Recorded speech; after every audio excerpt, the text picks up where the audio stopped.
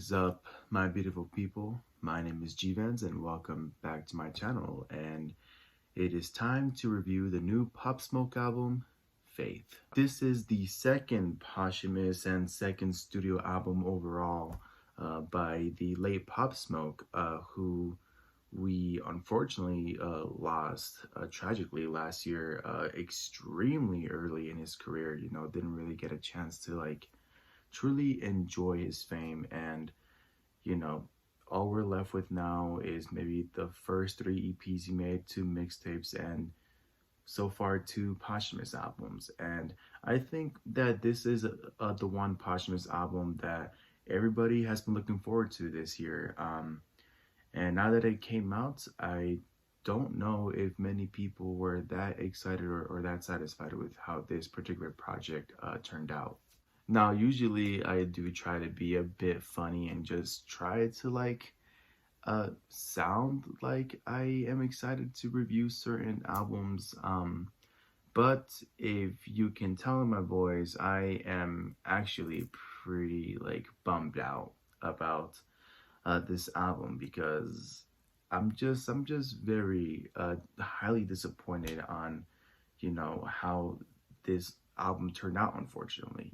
Especially because it's not really Pop Smoke's fault to begin with. Whenever I think of posthumous albums, the one project that will always come to my mind will always be Circles by Mac Miller. That, in my opinion, will forever be an example of what a good posthumous album looks and should always sound like. That is, an album that stays true to the artist, and you can obviously tell that they took their time and not really trying to milk the deceased artist's death. It really does give a good name and just really do something good for the artist's legacy. Albums like Circles will forever make you remember that artist's legacy, and will pretty much kind of make you forget that they're not gone, and that their spirit will always live on. Unfortunately, we don't live in a perfect world, and sometimes when I think about posthumous albums, I think of unfortunate ones like Bad Vibes Forever by XXXTentacion. That was his last ever posthumous album. After that album, we are not going to hear anything new from X. This is all we're getting. And just the fact of how rushed that particular project sounds, and just how incredibly bad they went about it. It just serves as a slap to the face to whoever was a fan of X, and just any other unfortunate DC's artists that had that have the unfortunate turn of events where they pass away, and the people in charge of releasing the work that they were doing before they passed away, when they turn out to be stuff like this. It's a big slap to the face of the artists and to the fans who who generally do look forward to hear the last few projects and songs that their favorite artists made before they died. It's just really unfortunate what's been going on with posthumous albums lately. Now, for me, Pop Smoke is someone who is very hard for me to talk about when it comes to, if he should be considered a big, legend in the game or not, because, he unfortunately did die way too soon and way too young. 20 years old, the kid had a lot of potential. He definitely did, and it's just unfortunate that we will never be able to really witness the potential that he had to possibly be a big fucking monster in the rap game. And although I never really got into Pop Smoke while he was alive, I heard of him briefly, and then next thing you know, a few weeks later, it's announced that he passed away, and it's Jesus. And although I never really took the time to get into him while he was still alive, not even his underground shit, one thing I do gotta give credit where credit is due is the fact that he had such a big impact on the rap game, both to a lot of modern rap fans and upcoming rappers, and OG rappers and everything. He definitely was seen as someone who had a lot of potential, a young king who was on his way. And he when he died, he definitely left a mark in the game that will hopefully be remembered forever. Despite of how, some people may feel about Pop Smoke, and his music and just like the way he lived and everything. I feel that we all should hope that, the mark that he left on the rap game will stay there for a very long time. And although last year's Shoot for the Stars, Aim for the Moon was not a perfect posthumous album by Pop Smoke, I personally fairly enjoyed a decent amount of that project. Especially with the features and a few of the solo tracks with Pop Smoke, especially Got It On Me, I think is what the song is called. That one is definitely like my favorite Pop Smoke song so far. I definitely fairly enjoyed it and was kind of looking forward to seeing, like what else he may have made before he passed away. I was definitely looking forward to all of that. And now it's pretty much been a year since Pop Smoke has passed away, and to be honest, this new project, it was very, very difficult for me to listen to and try to get into. Now, to be honest, I wasn't really expecting much from Pop Smoke on this project, and I don't think anyone should at all, because, his verses are extremely short on this project. Like with the songs where the features are on, Pop Smoke has extremely short verses. He, for the most part, does do most of the choruses throughout this whole project, and the few solo songs, which in my opinion are the best part on the album. I personally really love when Pop Smoke is solo. I think that kid definitely holds his own. I don't think he really like needs help from certain people. Like I think it needs to be a specific artist that I think he works really well with. But the few solo songs by himself, I really thought were the best, but unfortunately, a lot of his solo songs, if not just all of them, don't even reach the 3 minute mark. Not even the 2 minute mark. They're around maybe a minute and 30 seconds long. That's how short a lot of Pop Smoke's verses and just a lot of his songs are on this project. Unfortunately, it really does make reality a lot more real. Unfortunately, as you start to realize that these are the last few songs, some of the last few songs that we are going to hear from Pop Smoke ever again, before they eventually decide to release everything that Pop Smoke made. These are some of the last few songs, and Pop Smoke didn't really get to finish a lot of them. And, it's just unfortunate. And, we're going to be stuck with just listening to these, short verses and just short songs, because at the end of the day, Pop Smoke, didn't really have enough time to truly like finish a lot of shit. He died extremely early in his career, and it's just unfortunate because he didn't really get to like truly enjoy, the fame and just the new lifestyle that he had. So as always, we do get to witness the potential that Pop Smoke obviously had, with his impressive flow, his great lyricism, his sort of like old school, maybe like late 90s, early 2000s, like rap style. I personally found it very impressive. I definitely can tell that he had a lot of like 50 Cent influence on him, and just he definitely had a lot of influence by a lot of New York artists. He definitely like brings back that like old like New York hard style of hip hop that a lot of people did love back in the day. New York for a while was doing really, really good. They were putting rap on the map and shit. And nowadays I feel like a bunch of like the New York stuff isn't like as good.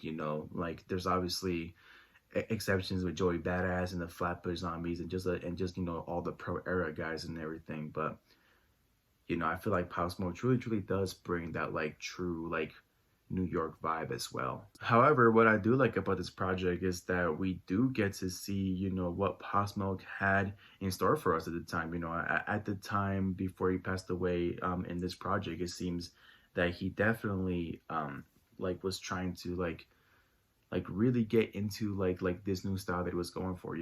Pop Smoke like he mostly sings throughout this whole project. Whether it's on solo songs or on songs with features. Like he definitely sounded like he was like trying to do like this like new style of like singing and whatnot. Just like having a bunch of great melodies, a lot of catchy melodies in it as well. His choruses were very fucking incredible, and you know, his singing voice, for somebody who has a very like deep sort of like raspy voice, you know, he definitely like shows that he does have the skills for that. And you know, although for a lot of people his singing voice like may not be like that great, I would say that, you know, like don't be too hard on it, because you know he was like barely like, you know, starting out with it. You know, like there probably could have been so much time to improve on his singing voice. And you know, this is what we got, you know, because he's dead now. And you know, personally, I do appreciate the effort, and you know, I do appreciate, you know, what Pop Smoke was trying to do at the time. And just like last year's album, this new Pop Smoke album is packed up the ass with features galore. You know, features in pretty much almost every track. And you know, it's pretty much to fill in the empty gaps. There's just the empty voids left behind by Pop Smoke. You know, like I I like do understand why they did it. You know, the album runtime is like 55 minutes long, you know, close to an hour. And if they decided to just do a Pop Smoke like solo album with no features, it probably wouldn't had even gotten close to like maybe the 15-minute mark, or even the 20-minute mark. You know, because that's how short a lot of Pop Smoke's verses and just a lot of his solo songs were in this particular project. And personally, the guest list on this album is the main reason why I was so excited to hear this project. You know, I saw the feature list on Instagram, you know, and I just got so excited. You know, I was so excited to see Kanye and Pusha T and Sway Lee and 21 Savage on this project. You know, I was really excited to see what they had to offer. And unfortunately, a lot of them disappointed the fuck out of me. Kanye and Pusha T show up on the track Tell the Vision, which, first of all, let me just say that I don't even think Kanye should like even be credited as a feature on this project, because he doesn't do shit on this song. You know, he does the intro where he pretty much just goes on a rant about, you know, tripping and whatnot. And you know, I personally felt that that was like a waste of Kanye's time, in my opinion. You know, I feel like he should have like at least done a chorus for this one. But you know, that's, we pretty much only hear him in the intro, and then we don't hear him for the rest of the song. And as for Pusha, you know, somebody who I've been waiting to release an album since Daytona, I felt that, you know, his verse on this album and just in this song in general was very weak, unfortunately. You know, it didn't really give you that like satisfaction that you get from hearing a Pusha T bar. You know, if you've been a really big fan of Pusha T, then you know that this man goes fucking hard, and there is no reason why he shouldn't have gone hard on this song.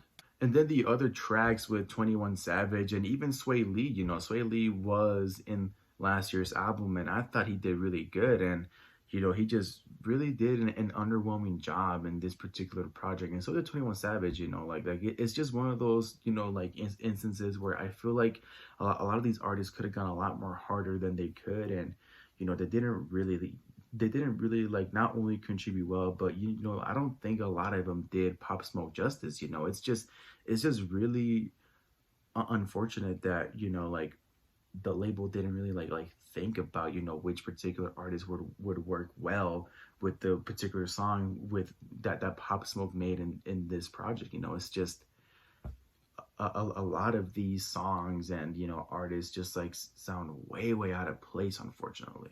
Now, as for the production value, some of it isn't really that special.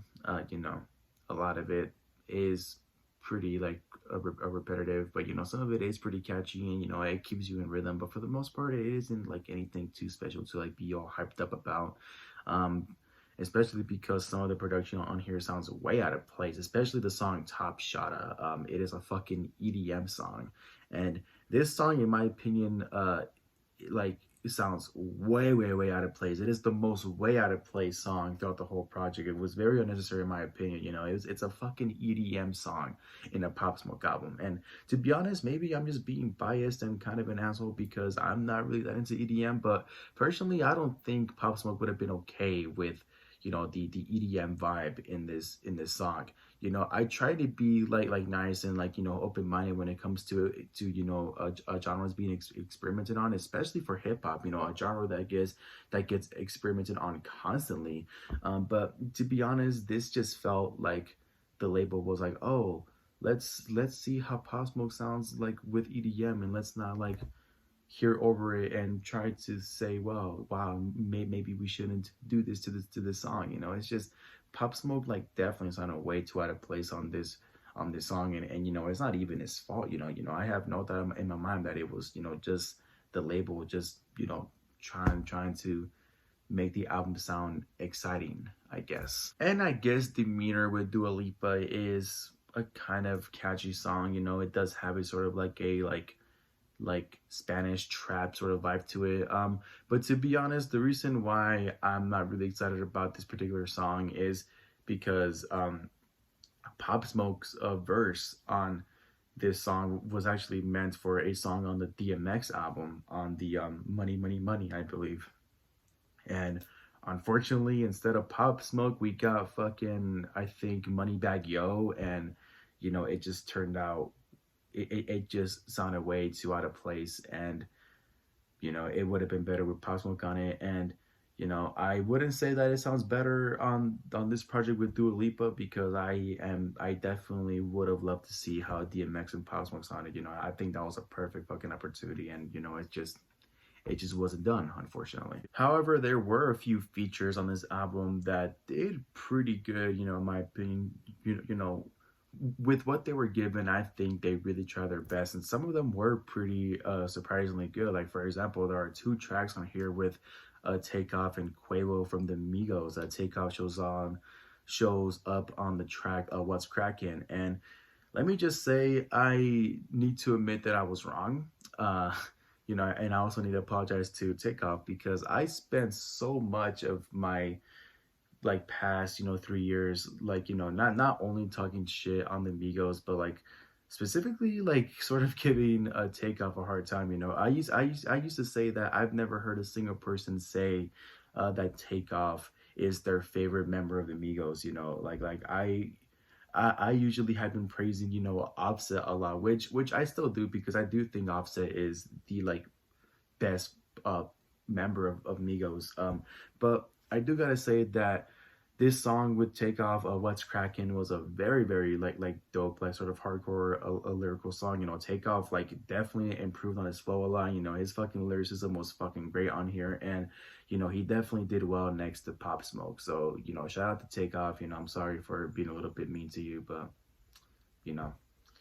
sometimes I let my biased thoughts like get the best of me, and maybe I shouldn't do that no more, so I can really appreciate a certain artist that I talk down on a lot, unfortunately. And Quavo shows up on the track Backdoor, which actually has another feature with Kodak Black on there, which personally I felt that I was not gonna like this song because of Kodak Black himself. But personally, not only does Pop Smoke and Quavo do good on this track, but the production on here is really good. It's very soulful, it's very old school. Both Quavo and Pop Smoke sing throughout all of it. And yeah, does Kodak Black come and kill it at some point with his verse? Of course. But to be honest, Quavo and Pop Smoke did really good, that I didn't even give a fuck that Kodak was on this project. So yeah, that's definitely another like a song worth hearing. I also really loved all the futuristic vibes from songs like Mr. Jones with Future and 8 Ball with Kid Cudi. Those two tracks really like show off